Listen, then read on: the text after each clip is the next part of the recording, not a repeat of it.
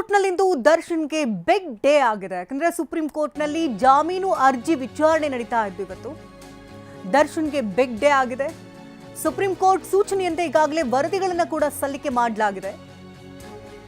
Prosecution ಹಾಗೆ ಜೈಲಧಿಕಾರಿಗಳು 57ನೇ CCH court 3 ಪ್ರತ್ಯೇಕ ವರದಿಗಳಿಗಾಗಲೇ supreme ಕೋರ್ಟ್ಗೆ ಸಲ್ಲಿಕೆ ಆಗಿದ್ದು, ಜೈಲಿನಲ್ಲೆಲ್ಲ ಸಮಸ್ಯೆಗಳ ಬಗ್ಗೆ ಅರ್ಜಿಯಲ್ಲಿ ದರ್ಶನ್ ಪ್ರಸ್ತಾಪ ಕೂಡ ಮಾಡಿದ್ರು. ದರ್ಶನ್ ಎತ್ತಿರುವಂತಹ ಪ್ರಶ್ನೆಗಳಿಗೆ ಜೈಲಿನ ಅಧಿಕಾರಿಗಳು ಕೂಡ ಉತ್ತರವನ್ನ ಕೊಟ್ಟಿದ್ರು. ಜೊತೆಗೆ ಪತ್ನಿಗೆ ಭೇಟಿ ಸಮಯ ಆಗಿರಬಹುದು, ಹಾಗೆ ಜೈಲಿನ ಸುರಕ್ಷತೆ, ಚಿಕಿತ್ಸೆ ಬಗ್ಗೆ ಕೂಡ ವರದಿಯನ್ನು ಸಲ್ಲಿಕೆ ಮಾಡಲಾಗಿದ್ದು, ಅಂಕಿ ಅಂಶ ಸಮೇತವಾಗಿ ಸುಪ್ರೀಂ ಕೋರ್ಟ್ಗೆ ಜೈಲಧಿಕಾರಿಗಳು ವರದಿಯನ್ನು ಕೊಟ್ಟಿದ್ದಾರೆ.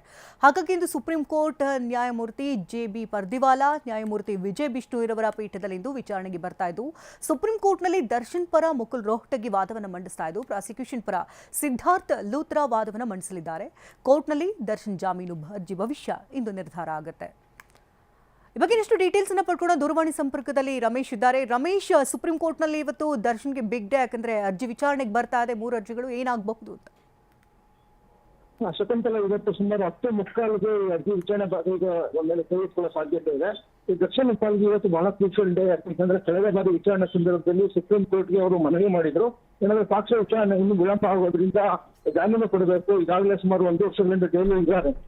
ಇದಕ್ಕೆ ಸಂಬಂಧಪಟ್ಟಂತೆ ಸುಪ್ರೀಂ ಕೋರ್ಟ್ ಕೆಲವೊಂದು ಮಾಹಿತಿಯನ್ನ ಕೇಳಿಕೆ 57ನೇ ಸಿಸಿಎಚ್ ಕೋರ್ಟ್ ಇಂದ, ಜೊತೆಗೆ ಪ್ರಾಸಿಕ್ಯೂಷನ್ ಇಂದ ಕೂಡ ಹೀಗಾಗಿ ಅವರೆಲ್ಲರೂ ಕೂಡ ಈಗ ತಮ್ಮ ವರದಿಯನ್ನ ಕೊಟ್ಟಿದ್ದಾರೆ. ಎಷ್ಟು ಕಾಲಾವಕಾಶ ಬೇಕು, ಇದುವರೆಗೂ ಎಷ್ಟು ಸಾಕ್ಷಿಗಳ ವಿಚಾರಣೆ ಆಗಿದೆ, ಮತ್ತೆ ಉಳಿದ ಸಾಕ್ಷಿಗಳ ವಿಚಾರಣೆಗೆ ಎಷ್ಟು ಕಾಲಾವಕಾಶ ಬೇಕು, ಮತ್ತೆ ಜೈಲಿನಲ್ಲಿ ಒಂದು ಬೇಸಿಕ್ ಕಮ್ಯುನಿಟೀಸ್ ಕೊಡ್ತಾ ಇದ್ದಾರಾ ಇಲ್ವಾ ಅನ್ನೋದ್ರ ಬಗ್ಗೆ ಮಾಹಿತಿಯನ್ನ ಕೇಳಿತ್ತು. ಇದಕ್ಕೆ ಸಂಬಂಧಪಟ್ಟಂತೆ 3 ಪ್ರತ್ಯೇಕ ವರದಿಗಳು ಈಗಾಗಲೇ ಸಲ್ಲಿಕೆ ಆಗಿದೆ.